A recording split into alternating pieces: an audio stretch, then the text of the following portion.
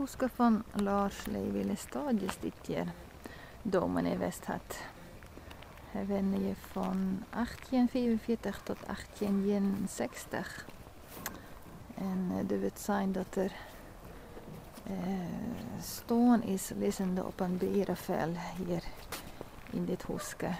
Dat te winnen met zijn vrouw en zijn grote familie. Zien wat er op dit boot staat hier. Lestadius Pörte staat er, het huis van Lestadius.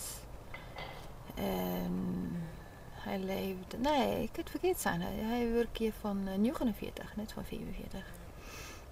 En hij was ook etnoloog en botaniker.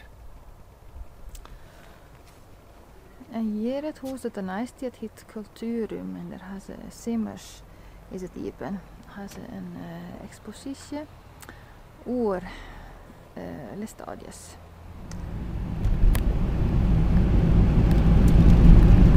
Ik ben op een erkijkje. Ik heb het wel groot werken auto in.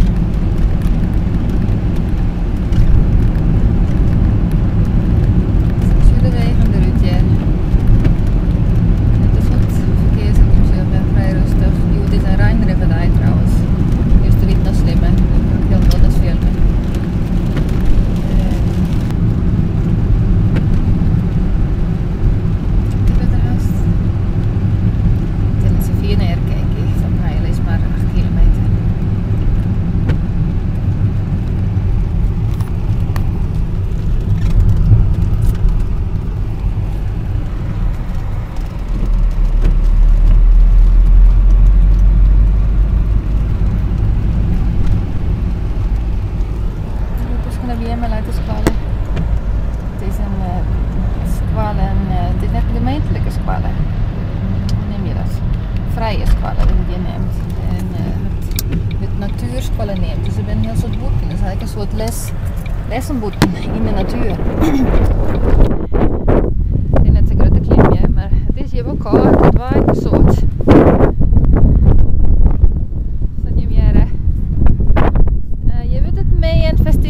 Het Midsummerfeest is viert. Zo, nog net zo te zien natuurlijk. Maar hier spelen de bands dan. Joos, Maas, met je de hele dag. Ja, je hebt een beetje van het losse hier.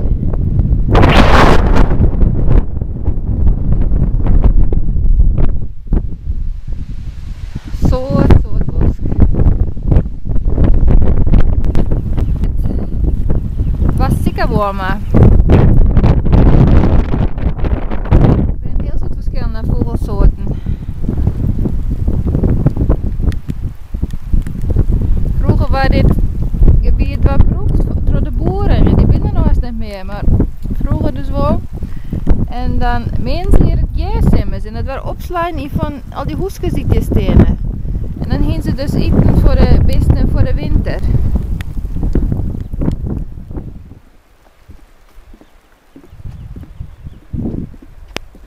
De planken die zijn online voor toeristen die hier komen, zodat ze het vaart vinden gaan. En dat is wel heel handig, vind ik.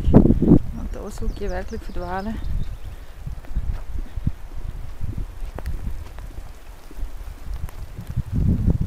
Het is ook heel wierd, dat je hem zeggen. Het is daarom met je planken hebben wat je op rennen kan.